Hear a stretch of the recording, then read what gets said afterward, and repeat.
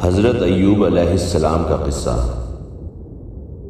حضرت ایوب علیہ السلام ایس کی اولاد میں بڑے مالدار اور صاحب اولاد نبی ہوئے ہیں۔ اللہ تعالیٰ نے ان کو ہر قسم کی نعمتیں اور برکتیں دے رکھی تھیں۔ آپ ان نعمتوں پر مغرور نہ تھے بلکہ ہمیشہ خدا کا شکر ادا کرتے، اور جو کچھ آپ کے پاس تھا دوسرے لوگوں کو بھی اس سے فائدہ پہنچاتے۔ دمشق میں کئی گاؤں آپ کے قبضے میں تھے، علاوہ اس کے مویشیوں اور غلاموں کی بھی کثرت تھی۔ اللہ تعالیٰ نے ان کے امتحان کے لیے آپ کا سب مال و متاع چھین لیا اور بالکل مفلس کر دیا۔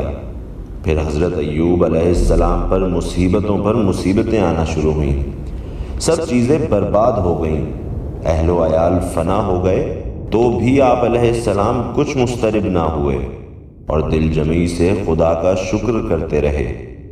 اس کے بعد آپ کو بہت سخت بیماری لاحق ہوئی، آپ کا تمام بدن پھوٹ نکلا اور اس میں کیڑے پڑ گئے، مگر اس حالت میں بھی آپ خدا کی رضا پر راضی رہے اور ہر طرح سے اس کا شکر ادا کرتے رہے۔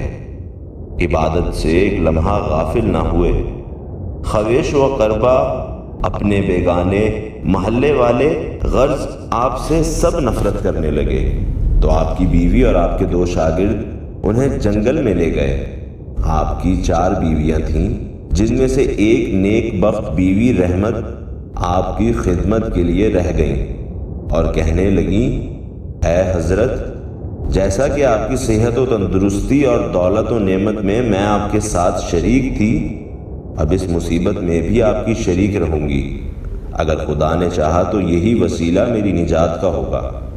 حضرت ایوب علیہ السلام 18 برس ایسی سخت مصیبت میں مبتلا رہے کہ کوئی دوسرا آدمی ہوتا تو ایک دن بھی صبر نہ کر سکتا۔ ان تمام مصائب میں آپ کی بیوی رحمت نے آپ کا خوب ساتھ دیا، اطاعت اور خدمت گزاری میں نہایت کوشش کی، یہاں تک کہ محنت و مشقت کر کے انہیں کھلاتی رہیں۔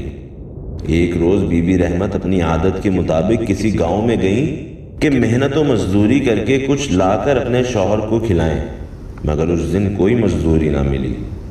آخر شام کے وقت حیران اور مایوس ہو کر اپنے دل میں کہنے لگیں کہ آج میں انہیں کیا کھلاؤں گی۔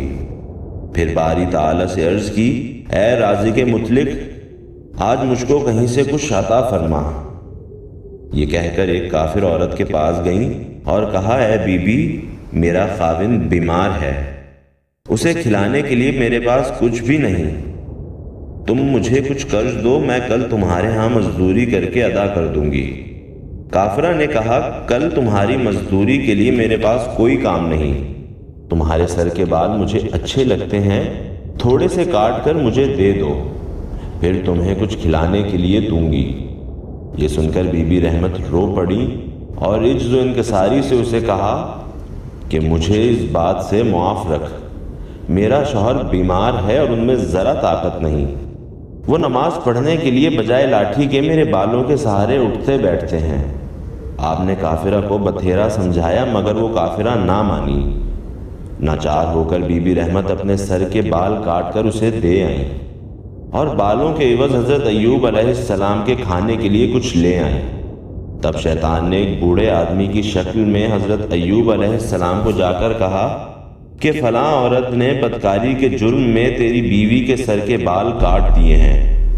حضرت ایوب علیہ السلام یہ سن کر بہت غمگین اور پریشان ہوئے اور رو پڑے، اور قسم کھا کر آپ نے دل میں عہد کیا کہ میں اس بیماری سے نجات پا کر اپنی بیوی رحمت کو 100 کوڑے ماروں گا۔ ایک دن حضرت ایوب علیہ السلام کے زخموں میں سے 2 کیڑے زمین پر گر پڑے، تو انہوں نے وہ کیڑے اٹھا کر پھر اپنے زخموں میں رکھ دیے۔ آپ کو ان کے کاٹنے سے اس قدر درد ہوئی جو 18 برس کے عرصے میں نہ ہوئی تھی۔ تب آپ نے بارگاہ الہی میں فریاد کی اور کہا، اے رب، بے شک مجھ کو درد پہنچا ہے اور تو سب سے بڑھ کر رحم کرنے والا ہے۔ اس پر دریائے رحم و کرم جوش میں آیا اور حکم ہوا کہ زمین پر اپنے پاؤں سے ٹھوکر مار۔ جو ہی آپ نے زمین پر پاؤں مارا تو ٹھنڈے پانی کا ایک چشمہ جاری ہو گیا۔ حضرت جبرائیل علیہ السلام نے آپ سے عرض کی کہ آپ اس چشمے کا پانی پی لیں اور اسی سے غسل بھی کریں تو صحت یاب ہو جائیں گے۔ آپ نے ایسا ہی کیا۔ قادر مطلق نے پھر آپ کو تندرستی اور توانائی عطا کی، اور ساتھ ہی پہلے سے وہ چند عیال و اطفال، مال و اسباب، مویشی اور غلام، تمام نعمتیں اور برکتیں عطا کی، اور حکم دیا کہ 100 خوشے گندم کے پکڑ کر اپنی بیوی کو مارو اور اپنی قسم کو پورا کرو۔ اس کے بعد حضرت ایوب علیہ السلام لوگوں کو ہدایت کرنے کے لیے روم چلے گئے، اور 93 برس کی عمر میں آپ نے وہیں وفات پائی۔ صبر کا پھل ہمیشہ میٹھا ہوتا ہے، اگرچہ صبر کرنا دشوار ہے۔ صابر ہونے کی وجہ سے حضرت ایوب علیہ السلام کو تمام کھوئی ہوئی چیزیں واپس مل گئیں۔